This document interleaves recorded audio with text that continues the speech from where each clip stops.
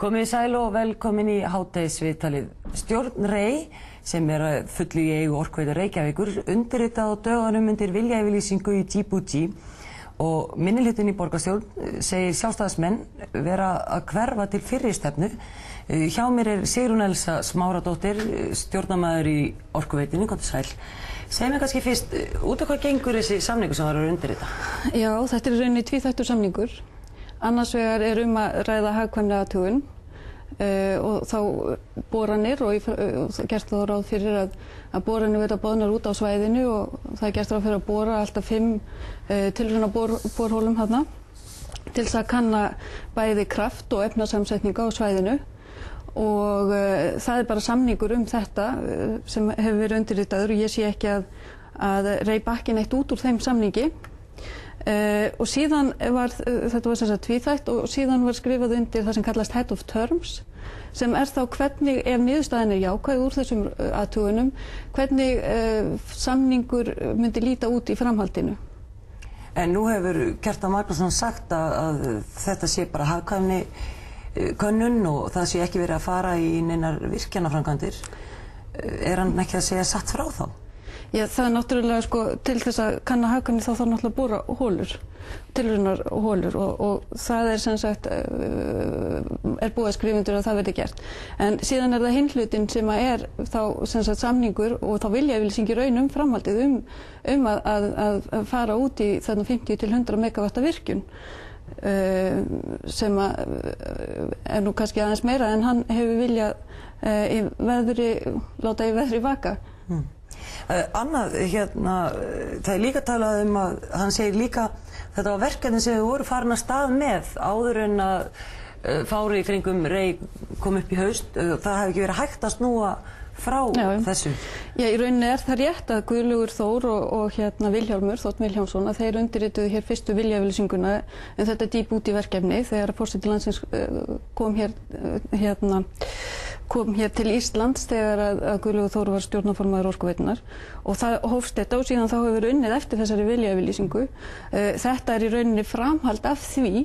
Það verið að ganga lengra, það verið að fara þarna út í þessa hagkvæmni athugun og borun og ég held að heimamenn þarna að þeir bindi mjög mikla vonir við þetta verkefni og mörgu leyti held ég að þetta sé bara mjög jákvætt verkefni. Ég gerir ráð fyrir því að áhætta Rey verði mjög takmörkuð og verði alþjóða bankar, ég held að þeir hafi nú verið viðstaddir þessa undirskrift, bæði Evrópubankinn og Alþjóðabankinn og þó að sé ekki búið að ganga frá þeim samningum að þá sem sagt að búast við því að það verði fé sem komi inn í verkefni annar staðar frá og þó væntanlega víkjandi lánum.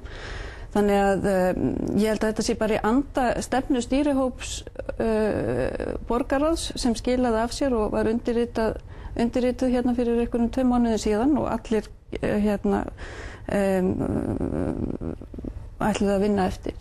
En síðan komið bara eitthvað upphlaup núna hjá sjálfstæðisflokknum. Ég held að það hefur Gísli Marteinn sér reið á vaðið og sagði þetta bara að draga úr öllu og losa sig undan þessum skuldbindingum svo hægt væri.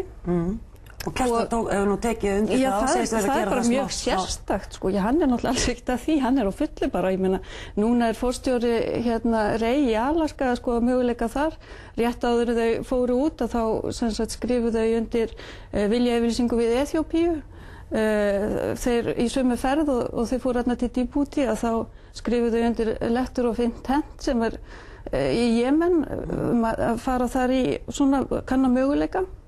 Þannig að þau eru bara alveg á fullu og bara meiri blús en verið hefur. Þannig að ég skil nú bara hreinlega ekki þetta kastljósviðtal við hann Kjartan. Ég held að hann bara, það allavega ekki í neinu samræmi við það sem hann svo að gera út allan heim. En hann ekki að koma þarna hreint fram, finnst þér?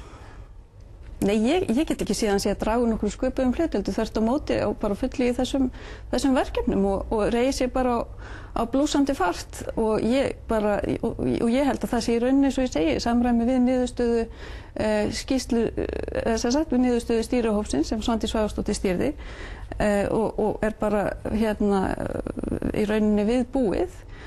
Þannig að ég skil ekki hvað hann að segja svo hér heima að þetta sé bara eitthvað allt annað og miklu minna en það og verið sé að draga úr öllu og það náttúrulega líka væri hróplegri andstöðu við niðurstöðu stýrihópsins ef hann ætlaði svo að fara að selja Rey, ég meina það var nú bara eina aðal niðurstöðunum að Rey ætti að vera áfram rekið og vera í útrásaverkefnum og vera í 100% eigu Orkuveitunnar. Það annað einmitt, hann hefur sagt það að einkaaðilar muni koma öllu líkindum að þessu verkefni þarna í Djibouti og svo hugsanlega verði fyrirtæki bara selt.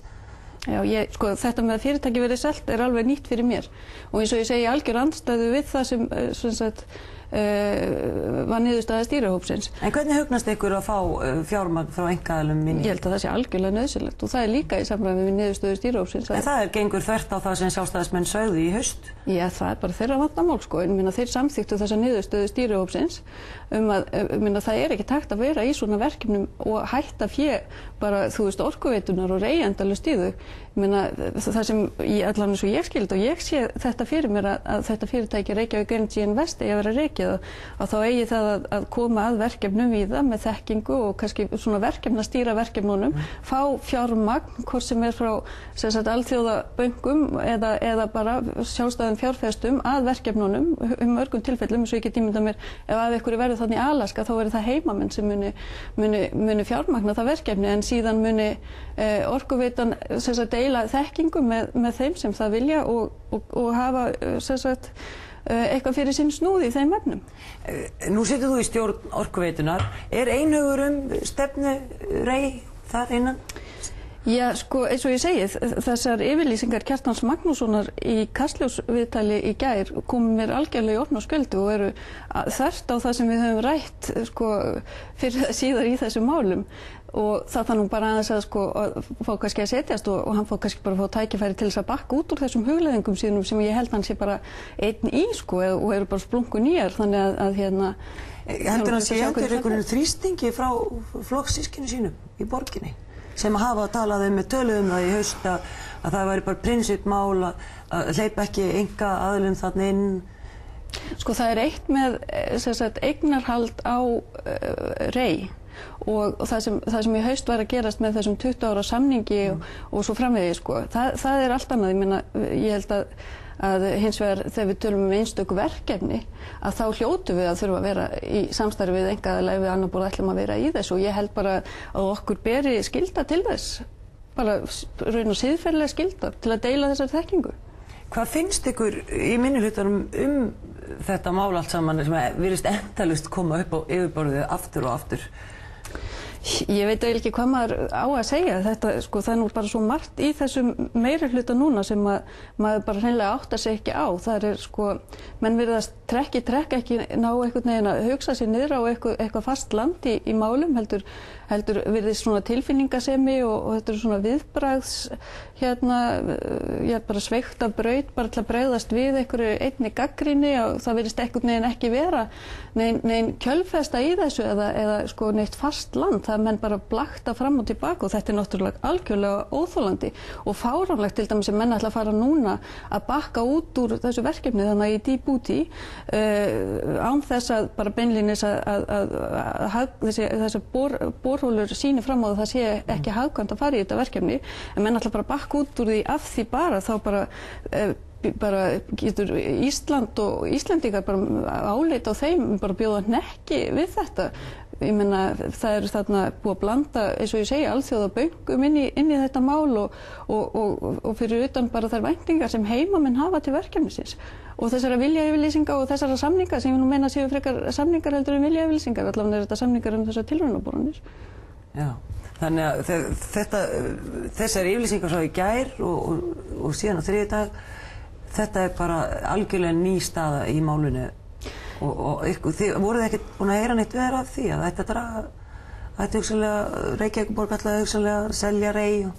Ég meina, og draga sig smá saman út úr þessu? Ég meina, það var farið hér í mikla vinnu í þessum stýrihópi til að fara yfir þessi mál. Þetta var eina aðal niðurstöðum það.